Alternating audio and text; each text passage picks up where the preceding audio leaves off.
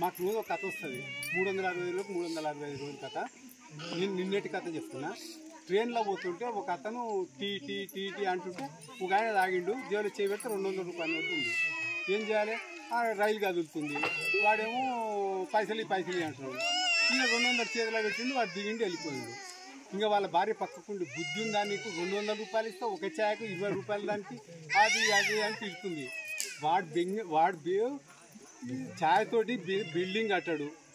మరి అటువంటిప్పుడు నువ్వెందుకు ఆడుస్తావు? మన 200కు మనకు నష్టం లేదు, ఎందుకు అట్లా మాట్లాడుతున్నావు? వాడు ముస్తాలి వాడు పాపం, పోయి ఇచ్చిన దానం చేసినాం అనుకోరాదా అది అని అన్నాడు.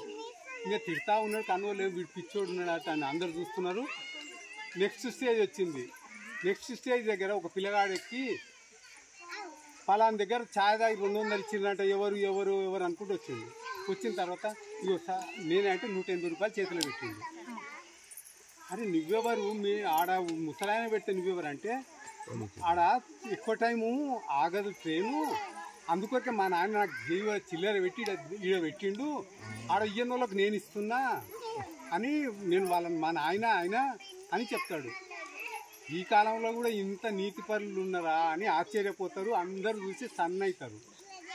అయితే మీ నాయన ఫోన్ నెంబర్ ఎంత అని తీసుకొని ఫోన్ చేస్తే, మాకు ఆ కాలంలో 40 ఏళ్ళ కింద 50 ఏళ్ళ కింద నీతి కథలు, నైతిక విలువలు, క్యారెక్టరు ఇవన్నీ బుక్కులలో ఉండే. భారతము రామాయణం ఎట్లుండాలనే మనిషి నేర్చుండు. ఇప్పుడు అవన్నీ ఏమి లేవు కాబట్టి నేను కనీసం మా పిల్లలకన్నా ఇదన్నా ట్రైనింగ్ ఇస్తున్నా అని అంటాడు. అంటే అటువంటి విద్యా విధానంలో చదివిన వాళ్ళు ఎట్లా తయారవుతారు? అది వాళ్ళు చదివిన వాళ్ళ తప్పు కాదు, మనం ఓట్లు వేసిన తప్పు. ఇంట్లో వండుకొని 38% ఓట్లు వేసి కనువన్న 60% ఓట్లు ఎవరు వేస్తున్నారు? ఓటు వేసేందుకు కూడా చేత కానీ హిందువులే తప్పు.